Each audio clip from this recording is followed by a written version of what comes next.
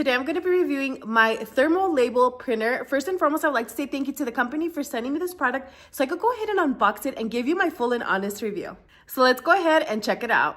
This thermal printer is by the brand Label Life. So let's go ahead and see what it looks like. As you can see, this is the size of the label printer. It's actually not very heavy. So you can see, I'm going to go ahead and give you a close-up. This is the back part right here. So I'm going to go ahead and show you how simple the setup is.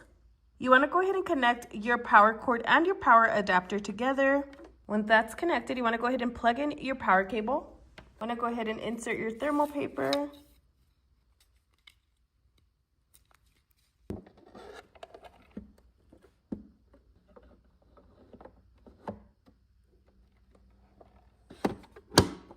I'm going to go ahead and power it on.